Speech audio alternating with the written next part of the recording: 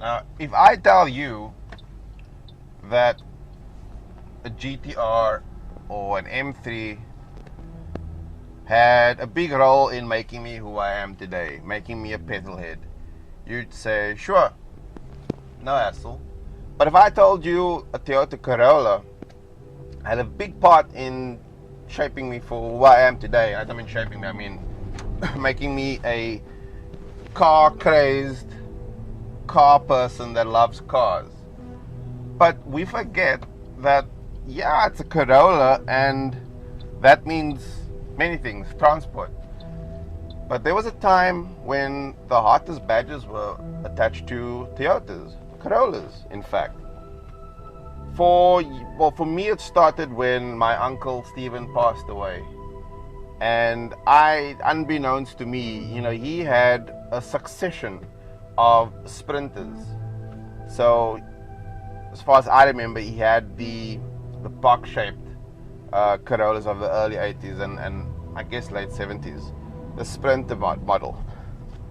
And he eventually replaced that with another Sprinter, a front-wheel drive car that we would all come to know and love as the twin cam.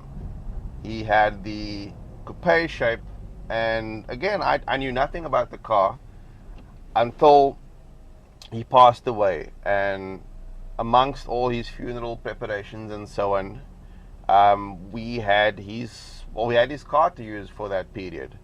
And I think I had just turned 18 and was very, very new to driving cars. And look, I'm a Cape Flats lighty, so I mean I'd been driving cars up until then. Most notably my dad's Chevy 4100. But the day I got into this Corolla Sprinter and I redlined first gear and second gear because it was a manual and the Chevy was an automatic, I encountered car performance that I never knew existed in my life at that point. That was the old 4AGE, probably good for about 92 kilowatts in a car that probably weighed about a ton. And it just completely blew me away. Obviously, in other countries, Japan, that same setup lived in a rear-wheel drive Corolla, and that was obviously the Hachiroku, the A86. And that has become globally such a cult car now. And obviously there's been hot Corollas since, and there's been hot Corollas before that, your RSIs, your RXIs, and so on.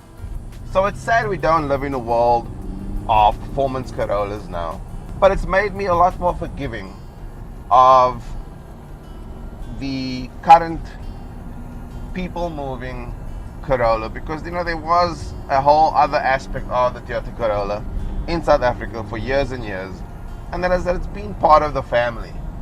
I think that's fair to say. I don't think anyone would disagree with that. The Toyota Corollas are part of the family, and I'm not even going to try to come across as that guy, but I will say that I cannot disrespect a car that used to be everything to petrol heads.